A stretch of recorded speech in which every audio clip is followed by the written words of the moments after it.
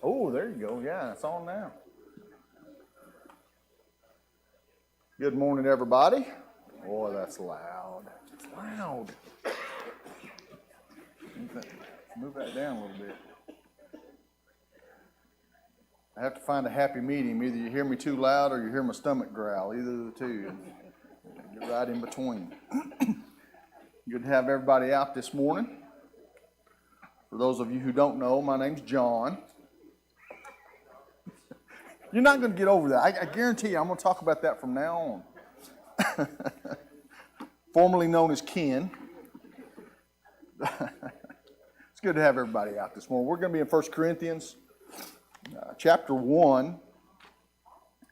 We're going to go from verses 18 through 25, maybe a little farther. Okay. Yeah. Oh, yeah. So it's not just you. We all have trouble with names here.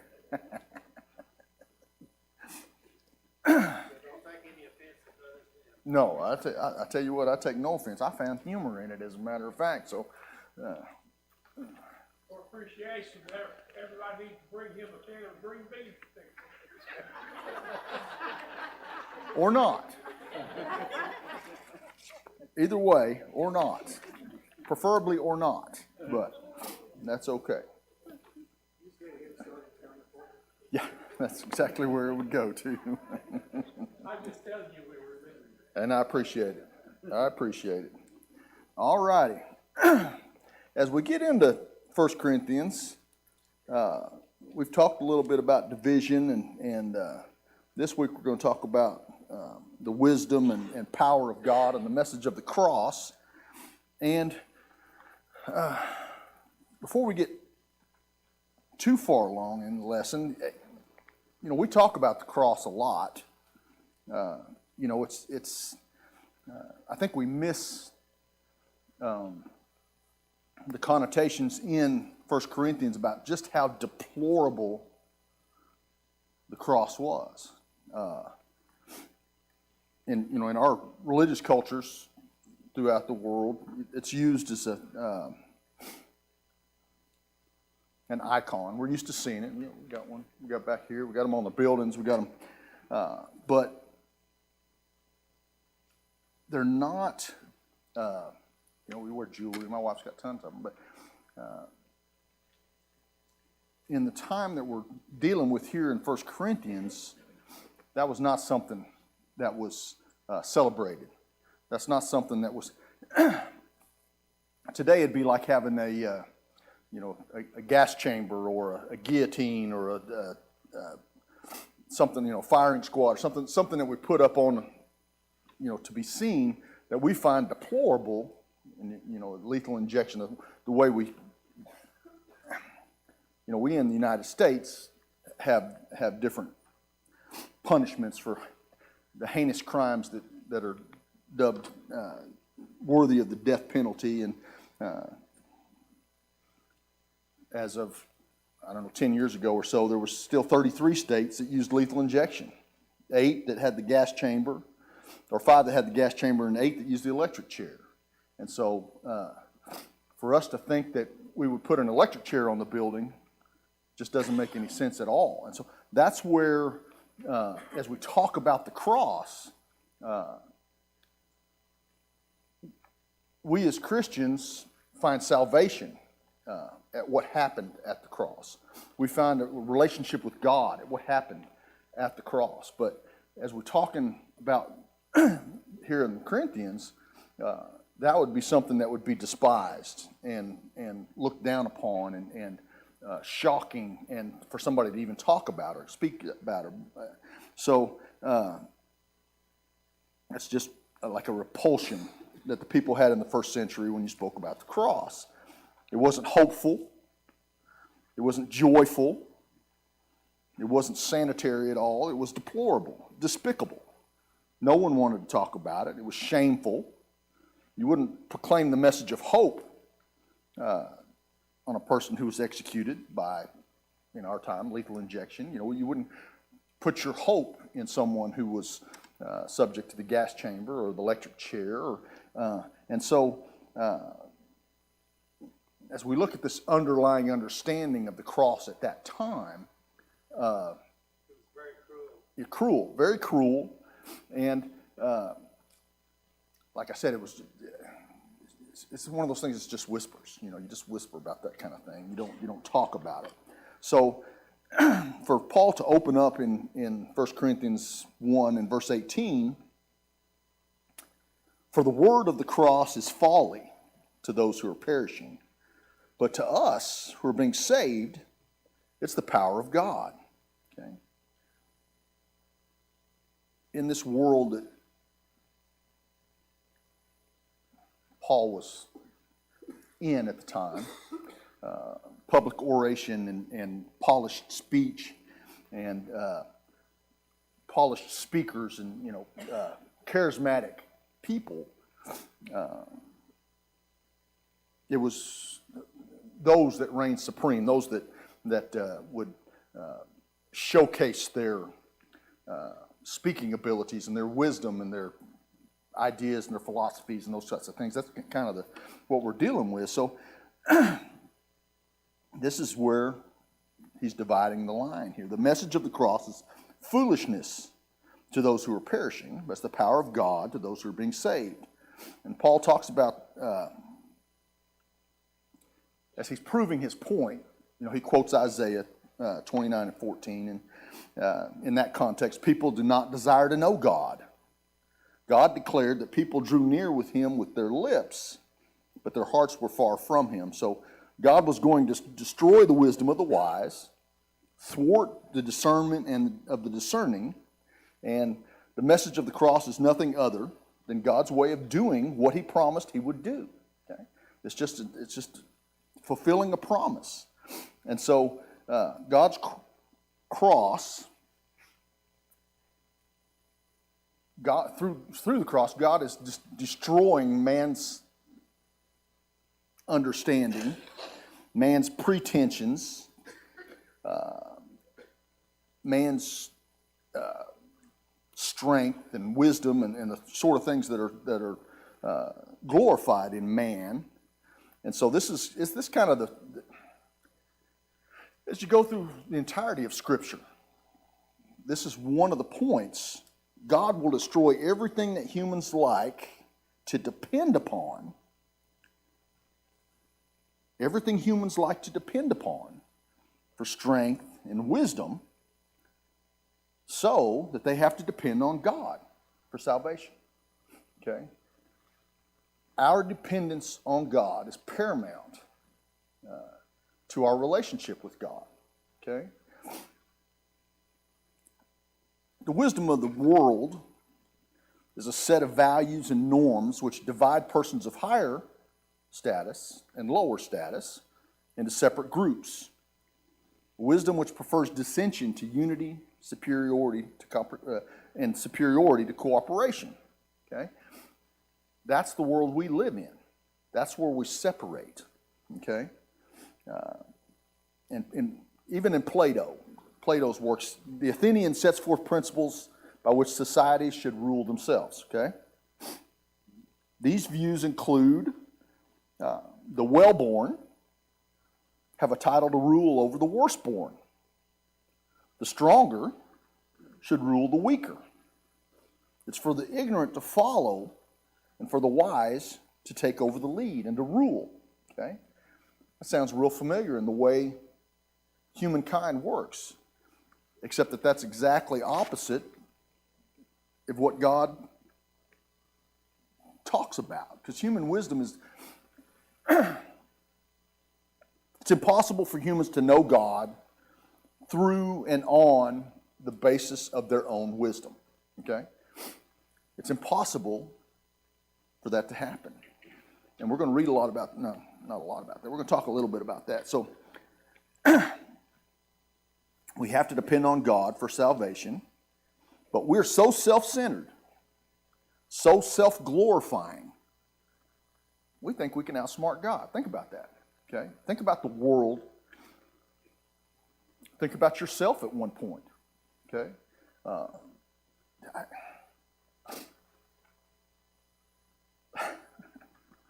I have a brother like this, and in the realm of man's wisdom or knowledge, maybe, or education, maybe,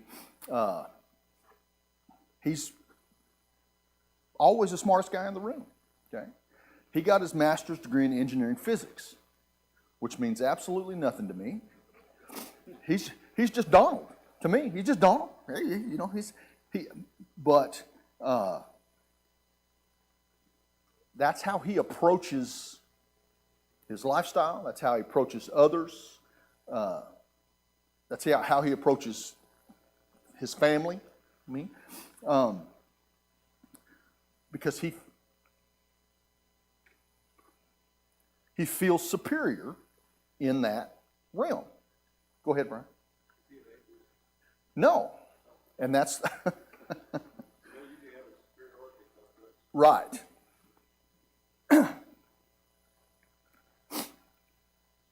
And this is the sentence I want to read, and then we'll talk about what he is. Okay, we'll just go with that. We think we can outsmart God, as if he owes us explanations. Okay, as if God owes us something. We act, if we're wise and self-determining, in such a way that God exists only to meet our needs. Okay? Think about that. And that's what Paul is dealing with here. Absolutely. You don't need to know why. The gospel is not some good advice or even good news about God's power. The gospel is God's power to those who believe. The gospel is the place where God has destroyed all human arrogance, and that place is the cross. Okay?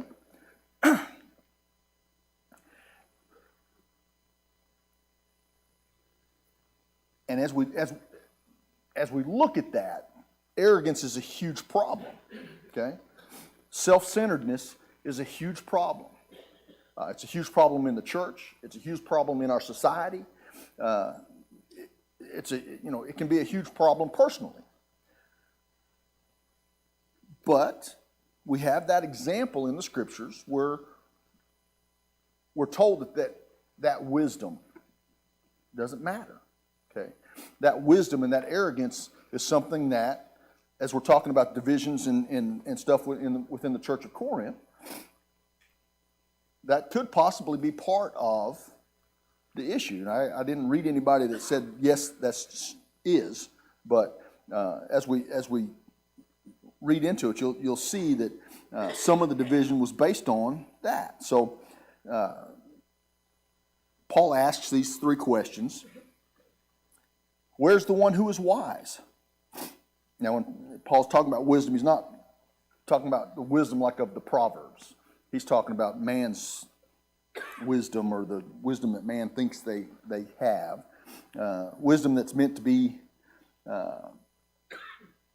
understood to the Corinthians, that they lived in that society where they had. It doesn't sound appealing to me at all, but they would have people talking, and they would listen, and they would prove their point, and they had debaters that would debate the point, and they had philosophers who would philosophize on the point, which doesn't sound interesting to me, but that's the society they lived in, and those are the people they looked up to, and those are the people that they admired, and so he's referring to the wisdom that in the definition that the Corinthians understood at Corinth: a public philosophy, an articulated worldview that tried to make sense of life. The wise man, therefore, was the person who adopted and defended one of those competing worldviews. Okay?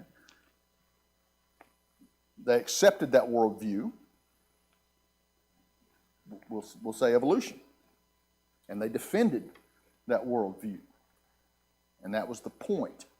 And so that was the wisdom that Paul is talking about. So scholars talked about that today. We have the same thing. You'll have our immediate society is not as much talk shows and stuff like that as it used to be. It's more podcasts, I think. I've never listened to a podcast. I hear the word all the time. I hear people talking about podcasts all the time. I'm not acquainted with, familiar with, but I understand what that is. That's a talk show, is what that is. That's for us. That's Merv Griffin, okay? And so our culture is the same today. They support, or they try to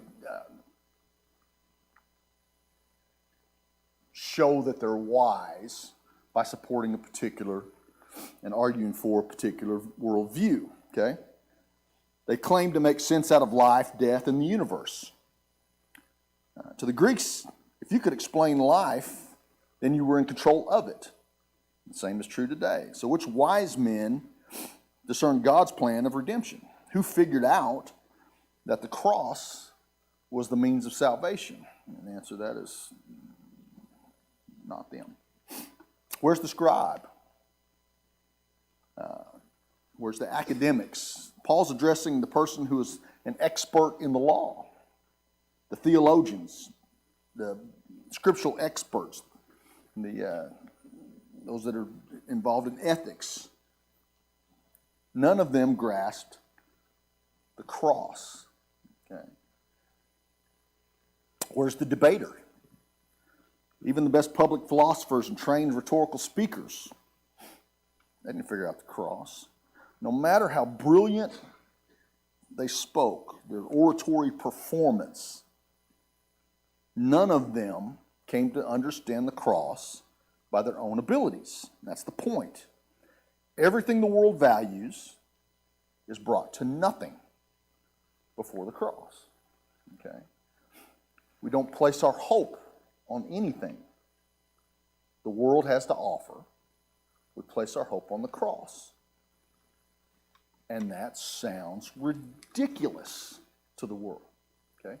That sounds ridiculous to smart people, to wise people, to educated people, to the thinkers of our society, and it sounded ridiculous to the thinkers of their society. Just like the analogy of your brother, he probably is superior in physics and engineering, but he's forgotten that he only has it because when people wrote books about it, the teachers taught him, and God given ability.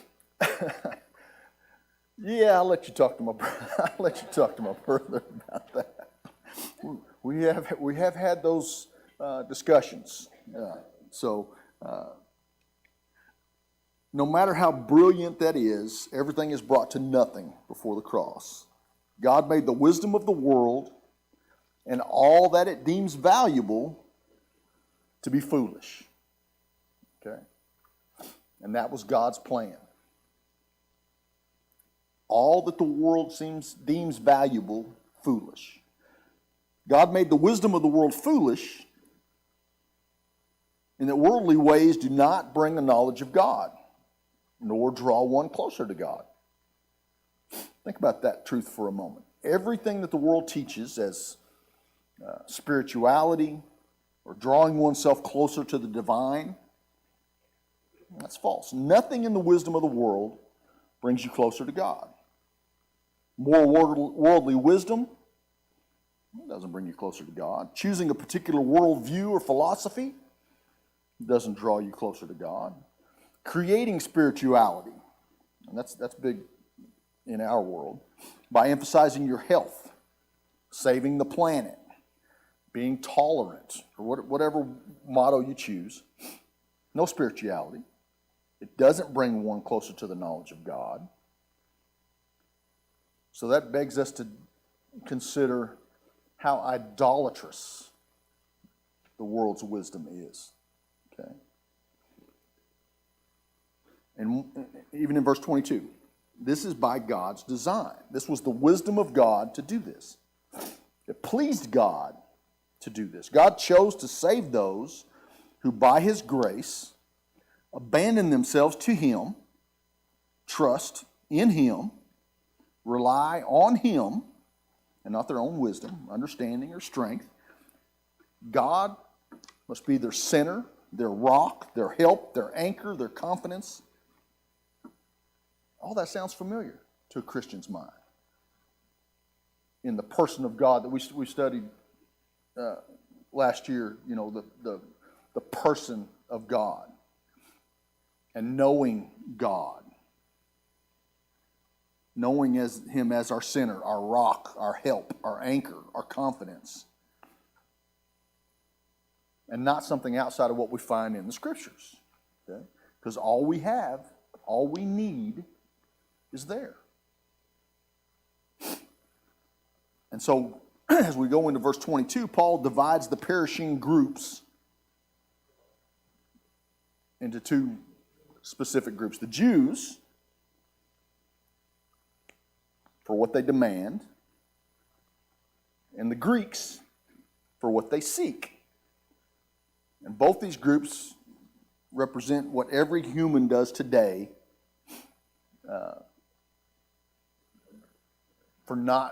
for their using as an excuse for not following God, for not submitting to God.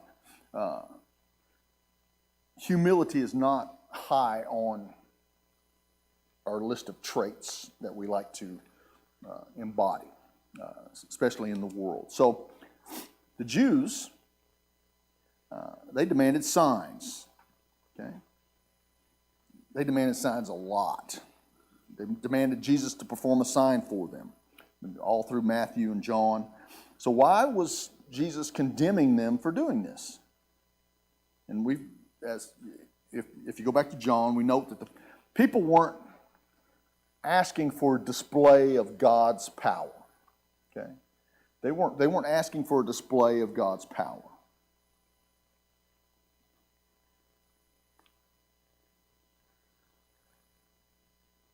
It was rather they wanted to control the narrative. They wanted to control the scenario. They wanted to be in charge of what Jesus did as far as the sign. Okay? They asked for a sign and then they would get the sign. So perform a sign so that we can evaluate you and test your claims. Okay? I get to decide if you are who you say you are. And so doing that, we set ourselves up as God. We set ourselves up as judge and evaluator rather than recognizing that Jesus is God and Jesus is the judge and Jesus is the evaluator. Jesus is not going to yield to their requests because that would in fact turn him into nothing more than a performer. You know, he would just perform on demand whatever they would ask him to do. Okay? Now we understand what the signs were for. We understand who they were for, and we understand the impact it had on the church and us. And so this also, if as you watch what happens in the scriptures and you're going to apply it to yourselves, it represents humans today who reject God. Okay? They reject God because they demand God to do something for them as a condition to follow him. If you'll do this for me, then yeah, I'll follow you. You know, go ahead, Mark. Absolutely, lack of faith.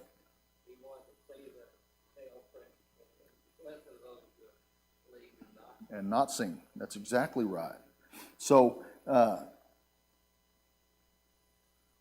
as we look at that, God to do something for us in order for us to follow him, I'm stipulating the terms that God must accept if he wants the privilege of me following him. Think about that.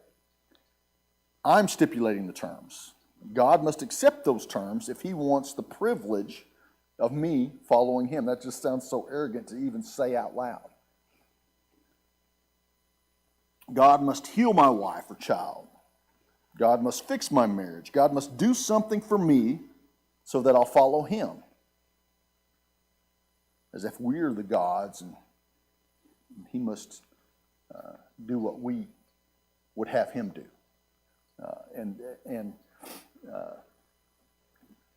The arrogance of that is just palpable. I don't even know how to explain it. It just leaves a bad taste in your mouth when you say that out loud. But if we look around, that's the world we live in. Okay? I'm not saying it's good. I'm just saying that is where we are. And so that was the Jews looking for a sign. Now the Greeks seek wisdom.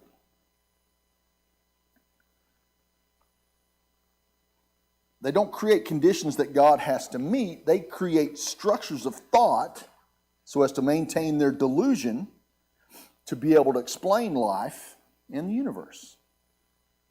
Okay? They create structures of thought so as to maintain their delusion to be able to explain life in the universe. They think they're academic, scientific, powerful, and philosophical. God, if he exists, must fit into their philosophical worldview and their thinking if he's going to be acceptable to them. Each of these groups, there's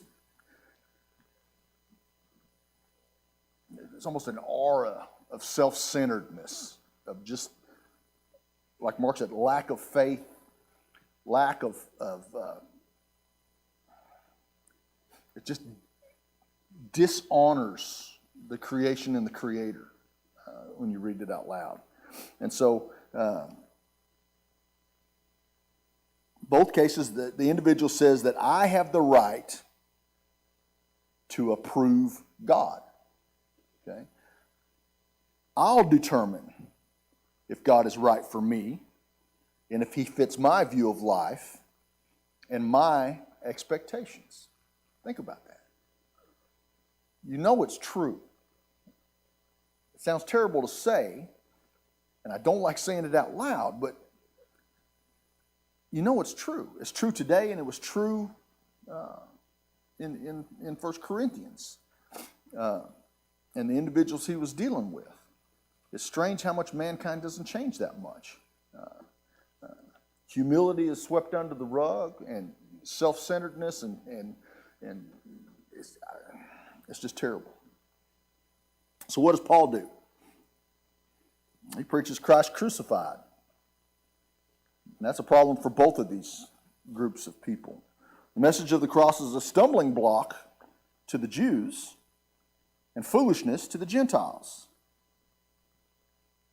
If you look at the Jews' point of view, how could God's Messiah be crucified? Why would God let that happen?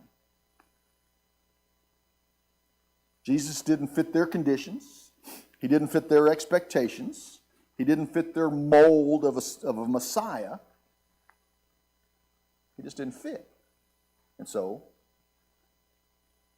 he's out. That doesn't fit, it's out. We're going to grab another piece of the puzzle that fits exactly the way we want it to, exactly the way we want God to do for us. And so, They weren't looking for a Messiah, they were looking for a king. Right.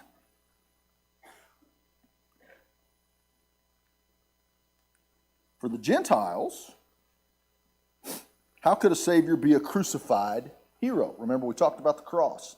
We talked about how deplorable and despicable the cross is, and just the very thought of the cross. How could he be a crucified hero? Jesus didn't fit their philosophical worldview, so it's utter foolishness to them for a Savior to be killed by a government through capital punishment. Okay? And I can see that philosophy if they stop right at the cross. Absolutely. And that's a lot, that's where that stumbling block comes in. Okay? But what about that? We see after the cross, but what about that? What about before? And if we base our conclusions on what happened at the cross, on our misconceptions of who we are, that changes what comes after the cross completely. And so, if it doesn't fit the mold to begin with, it never fits the mold because you just quit trying. And so it's difficult. Okay. Now, to those of us who are called, the cross is a display of the power and wisdom of God in verse 24. Christ is the answer to both of those groups. The Jews desire a sign, and they're given a sign of Jesus and the resurrection. The power of God was on full display through the cross. The Greeks desire wisdom. They were given Christ, who is the wisdom of God, on full display. The cross of Jesus is the most staggering display of God's wisdom. Now, the world's rebellious self-centeredness is what ensures that it cannot understand the cross. It's got that blind spot.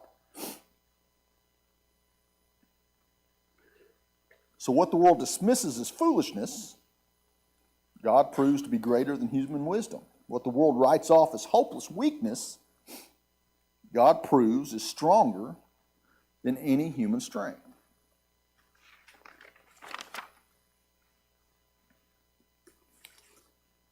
And as we talk about the stumbling block and those sorts of things,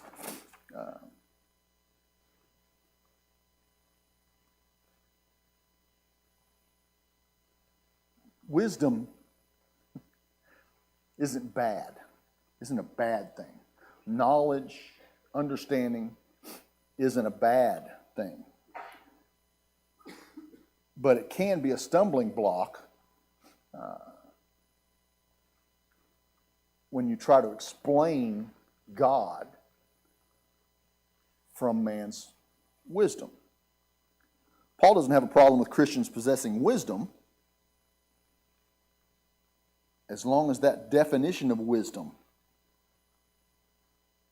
flows from the cross rather than the temples or the lecture halls or the civic offices or the administrations or any of the plethora of ideas that were being thrown at him at the time. Okay, and so as we boil all that down, and we've been talking about division, and we talked about how the world says the strong should be over the weak, and the smart should be over the not so smart, and the wealthy should be over the poor. Go ahead.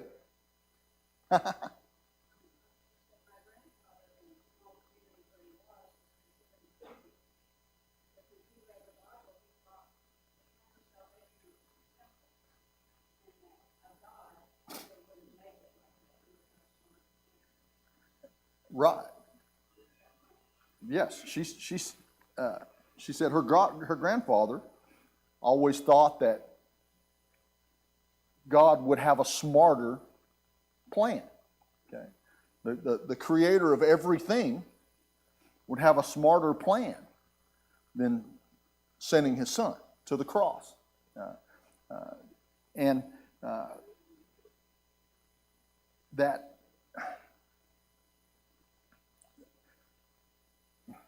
That makes sense, you know. If we consider God, that plan doesn't make sense. Okay. Now it worked, and here we are, and so we know God's wisdom is better than our wisdom. But just in the back of your mind, it doesn't make sense. Go ahead. Was the death on the cross, wasn't that the worst thing that has been used for the most common people? Yes, it was just. No, it was the worst. The death on the cross was the worst sort of man's inhumanity to man. So I can understand wondering why. Absolutely. Yeah. Just center on the cross itself. It does seem statistically, it's years, maybe thousands of years of things that had to Right. happen, things that were. Absolutely. If you just look at the cross, it seems simple. But if you look at everything that led up to the cross and everything after the cross, it's perfection. You know, it's not just kind of right. It's exactly right. And that dumbfounds scholars because it shouldn't be right in their thinking. It just shouldn't be right. It is, but it just shouldn't be right. You're trying to portray God as a father and the church as a family. He's showing the sacrifice that most parents do for their children. Right. And as God the Father showed his love for his children, us, through sacrifice, you know, we can see the Father in God. Okay? But I read two guys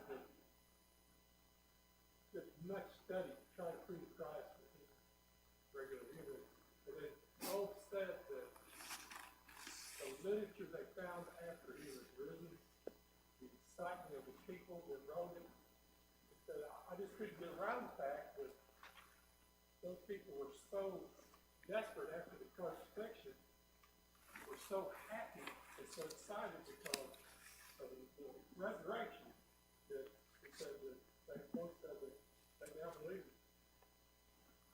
Right.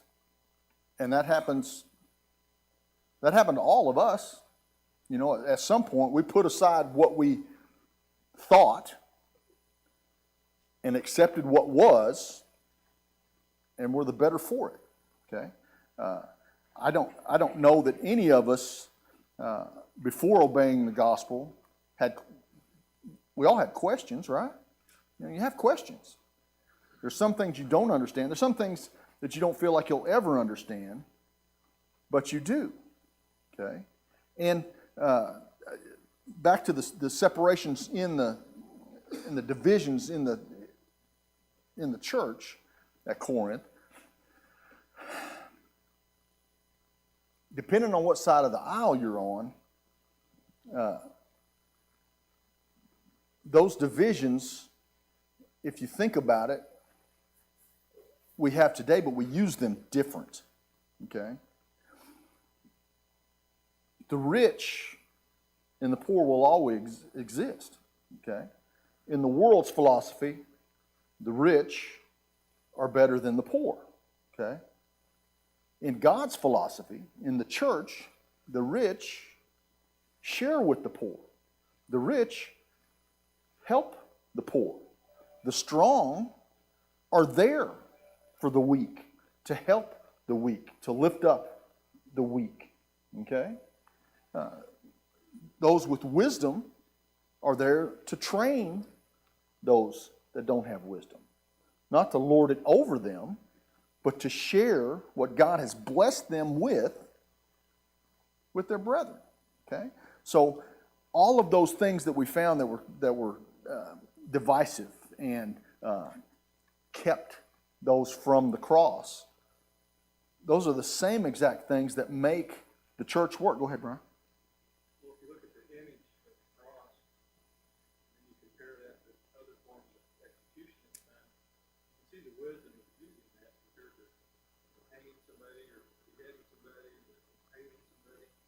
I don't think that would have made very good images. Examples, right. And image also. And so it was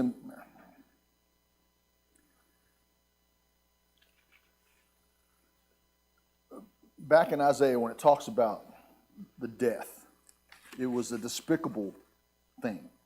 And it had to be that way to fulfill Scripture. It had to be that way for people to see and understand. And, you know, with we having hindsight can see exactly every step of what happened and why. And so even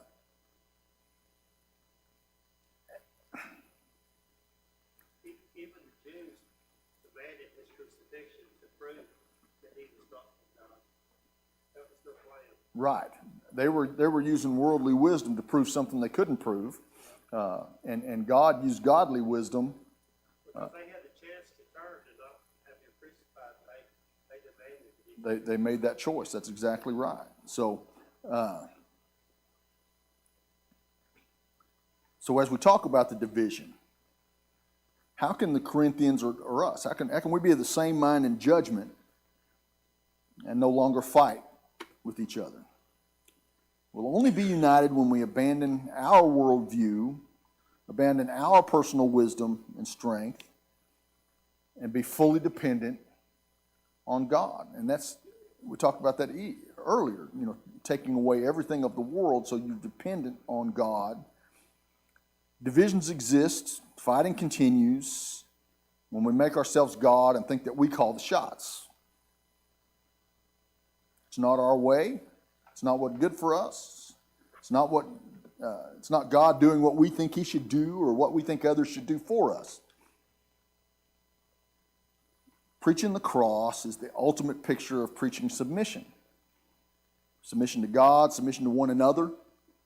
We're admitting and recognizing that the weakness of God is far stronger than the strength of man, and the foolishness of God is far wiser than the wisdom of man. Okay?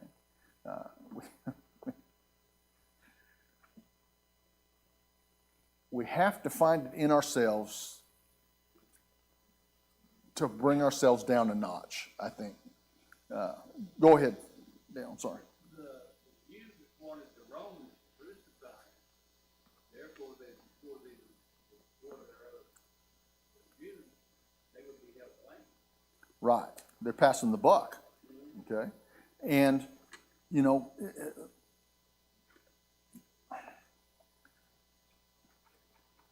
even today, in something as you know, similar to passing the buck, how many in this audience even have heard that I'm not going to go down there because they're just a bunch of hypocrites? Okay? Now, where does that blame get placed? It's not my fault anymore. It's their fault that they're hypocrites. They're keeping me from going to church. They are keeping me from learning about Christ. They are affecting my salvation, and it's not my fault. It's not my fault. It's them. It's them, whoever them might be. And so,